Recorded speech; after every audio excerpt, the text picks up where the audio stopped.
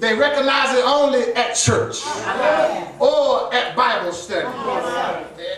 Is it possible that the people that you're walking with at work or at school don't recognize that you are born again? Can I ask you something?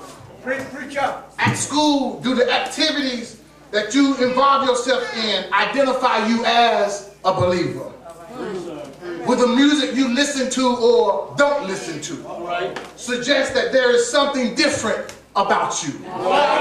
With places you go, books you read, movies you rent, testify to your faith that you believe in Christ. There's many today who are professing the life, but they don't practice the life. There's a husband out here whose wife is saying, "Gee, darling, I didn't know you were a believer."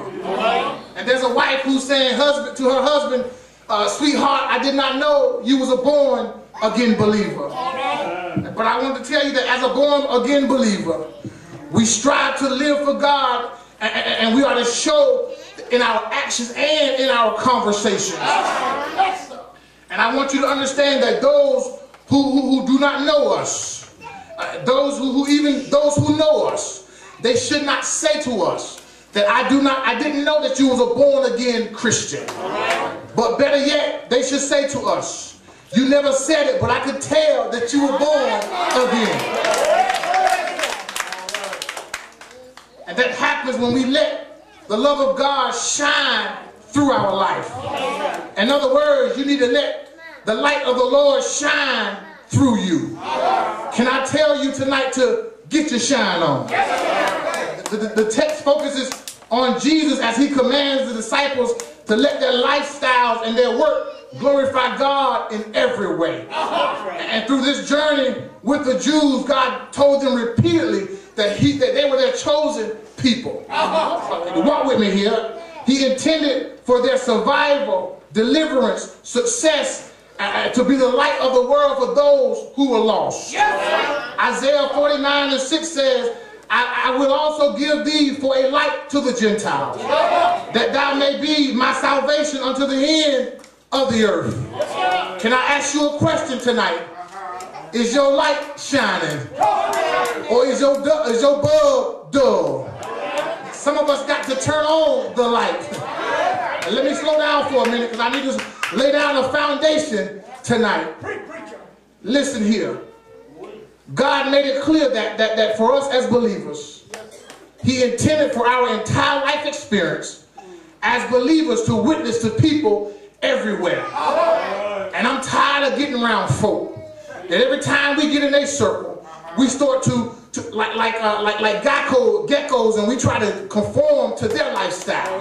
But somebody got to stand up and let the light of the Lord shine out.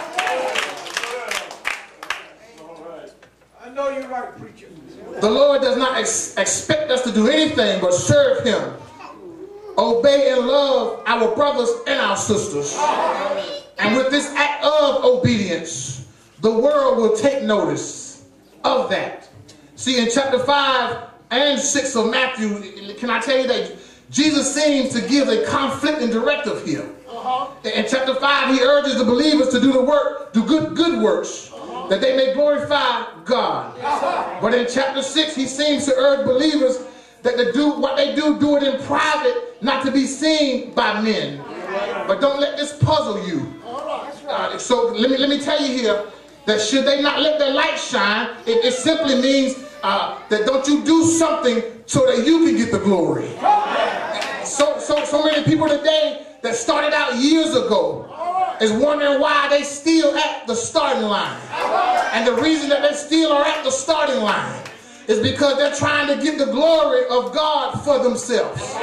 They're trying to shine what belongs to God. Yes, sir. Matthew 5:16 says, let your light shine. But chapter 6 verse 1 says, if you do good works and give to help the poor, do it in secret. And then he goes down to verse 3 and says, but when thou doest things, let not thy left hand know what thy right hand doeth. And so let your light shine. If you pray and talk to God, do that in secret or at least in humility. Because I want to encourage somebody tonight that humble is the way. I don't get impressed when folk tell me that they've been on the battlefield for years. But yet humble is not the way. Because if you've been on the battlefield for a long time, then something is missing in the process. I'm not doubting the call on your life, but I question the provision you might have left behind. Because see, don't let the adrenaline get you in front of your calling.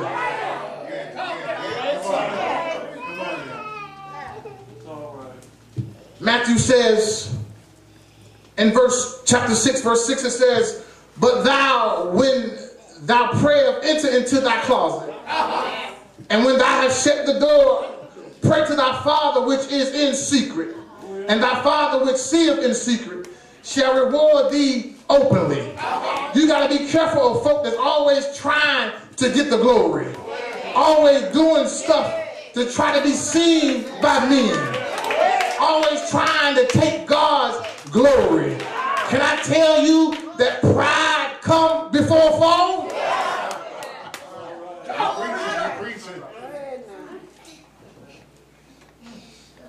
Can I take my time?